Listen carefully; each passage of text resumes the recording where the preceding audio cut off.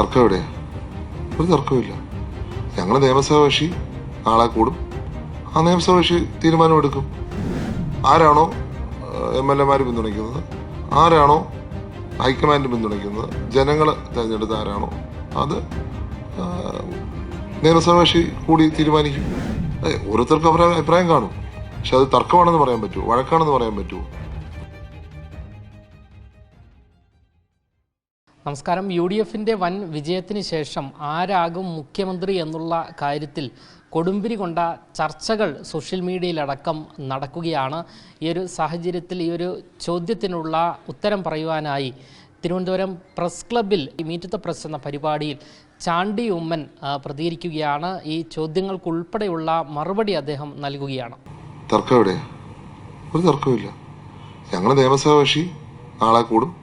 ആ നിയമസഭാ കക്ഷി തീരുമാനമെടുക്കും. ഒരു തർക്കം ഉണ്ടാവില്ല.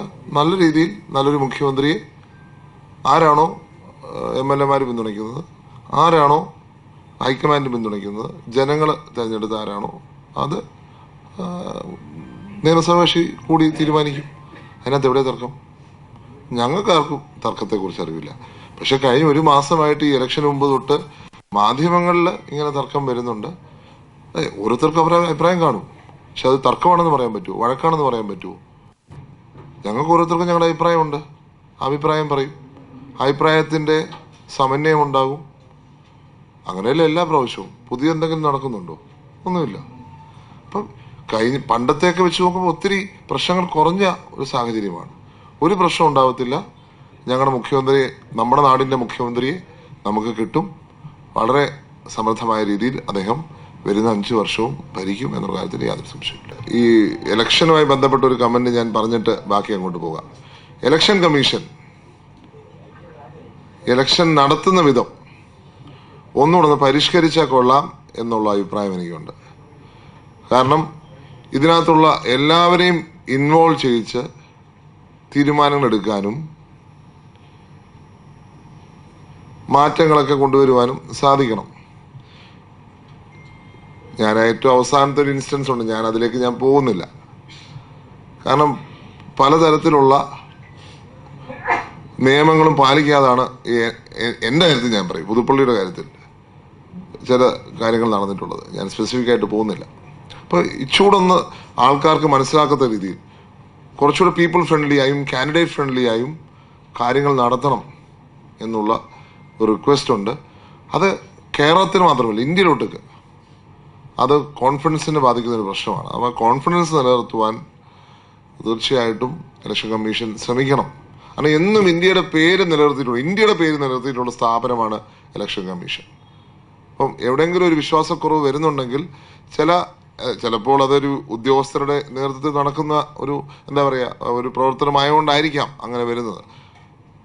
ജനവികാരം കൂടി ഉൾക്കൊണ്ടുകൊണ്ട് ചില കാര്യങ്ങൾ തീരുമാനിക്കണം എന്നാണ് എനിക്ക് ഇലക്ഷൻ്റെ നടത്തിപ്പിനെ കുറിച്ച് ഒന്ന് സൂചിപ്പിക്കാനുള്ളത്. പിന്നെ പുതുപ്പള്ളിയെ സംബന്ധിച്ച് ഞാൻ തുടക്കത്തിൽ തന്നെ ഒരു കാര്യം, ഞാൻ MLA ആദ്യമായി തിരഞ്ഞെടുക്കപ്പെട്ട എൻ്റെ ഫസ്റ്റ് പ്രയോറിറ്റി പുതുപ്പള്ളി ഒരു സ്പോർട്സിൻ്റെ സെൻ്റർ ആക്കണം എന്നുള്ളതായിരുന്നു. അത് മറ്റൊന്നുമല്ല, ഞാനൊരു വീട്ടിൽ പ്രചരണത്തിന് അന്ന് ചെന്നപ്പോൾ അമ്മ എന്നോട് പറഞ്ഞു, മോനെ എൻ്റെ മക്കൾക്ക് കളിക്കാനുള്ള സ്ഥലം ഒരുക്കണം. ഞാൻ സത്യം പറഞ്ഞാൽ ആദ്യമായിട്ടാണ് ഒരു പേരൻ്റ് എൻ്റെ ജീവിതത്തിൽ കളിക്കാൻ സ്ഥലം ഉണ്ടാക്കി കൊടുക്കണമെന്ന് പറയുന്നത്. അന്ന് ഞാൻ തീരുമാനമെടുത്താണ് പുതുപ്പള്ളി ഒരു സ്പോർട്സിൻ്റെ സെൻ്റർ ആക്കണം. ഞാൻ കഴിഞ്ഞ 2.5 വർഷം കൊണ്ട് ടർഫ് ഉണ്ടാക്കിച്ചു. അവിടെ കുട്ടികൾക്ക് ഫ്രീ ആയിട്ട് കൊടുക്കണമെന്ന് പറഞ്ഞു. ഇപ്പോൾ രണ്ടാമതൊരു ടർഫ് ഉണ്ടാക്കാനുള്ള ശ്രമത്തിലാണ്. അതിനോട് ചേർന്നാണ് നമ്മൾ ഒരു ഇന്റർനാഷണൽ അല്ലെങ്കിൽ ഒരു നാഷണൽ ലെവലിലുള്ള സ്റ്റേഡിയം, അതിന് സ്ഥലം വിട്ടു തരുവാൻ കുറച്ച് പേര് മാനസികമായിട്ടെങ്കിലും തയ്യാറാണെന്ന് എൻ്റെ അടുത്ത് പറഞ്ഞു. അതുമായിട്ടുള്ള ബന്ധപ്പെട്ട് ചർച്ചകൾ നടക്കാൻ പോകുന്നു. അതാണ് ഞാൻ പറഞ്ഞത്. ഞാൻ IPL ഫാൻ പാർക്ക് പുതുപ്പള്ളിയിൽ വന്നപ്പോൾ തന്നെ ഞാൻ പറഞ്ഞിരുന്നു, അടുത്ത പ്രാവശ്യം IPL നടത്താൻ നമ്മൾ ശ്രമിക്കും. പക്ഷേ IPL നടത്തുക അവരുടെ കുറേ നോംസ് ഉണ്ട്. പക്ഷേ നടത്തുവാനുള്ള സ്റ്റേഡിയം കൊണ്ടുവരിക എന്നുള്ളത് എൻ്റെ പ്രയോറിറ്റിയാണ്. ആ പ്രയോറിറ്റിയിലേക്ക് ഞാൻ കടന്നു. 2.5 വർഷമായിട്ട് ഞാൻ എൻ്റെ പ്രവർത്തനത്തിലായിരുന്നു. ഇന്ന് അടുത്ത സ്റ്റേജിലേക്ക് എത്തും എന്ന് ഞാൻ പ്രതീക്ഷിക്കുകയാണ്. എന്തായാലും അടുത്ത 2.5 വർഷം കൊണ്ട് തന്നെ പുതുപ്പള്ളിയിൽ ഒരു സ്റ്റേഡിയം, അത് ദേശീയ തലത്തിലുള്ള അല്ലെങ്കിൽ അന്താരാഷ്ട്ര നിലവാരത്തിലുള്ള സ്റ്റേഡിയം വരും എന്നുള്ള പൂർണ്ണമായ പ്രതീക്ഷ എനിക്കുണ്ട്. അപ്പോൾ അങ്ങനെയുള്ള ഞാൻ പറയുന്നത് സ്പോർട്സിനെ അടിസ്ഥാനപ്പെടുത്തിയ ഒരു എക്കോണമി അത് കേരളത്തിന് ഗുണകരമായിരിക്കുമെന്നാണ് എൻ്റെ അഭിപ്രായം. കാരണം നമുക്ക് വലിയ ഇൻവെസ്റ്റ്മെൻറ്റ്സ്, അതുപോലെ വലിയ ഇൻഡസ്ട്രിയലൈസേഷൻ, നടക്കാൻ പറ്റാത്തൊരു സാഹചര്യത്തിൽ സ്പോർട്സിൽ ആൾക്കാർ ഇൻവോൾവ്മെന്റ് ഉണ്ട്, കുട്ടികളുടെ ഇൻവോൾവ്മെന്റ് ഉണ്ട്, ചെറുപ്പക്കാരുടെ ഇൻവോൾവ്മെന്റ് ഉണ്ട്, അവിടെ ജോലിക്ക് സാധ്യതയുണ്ട്.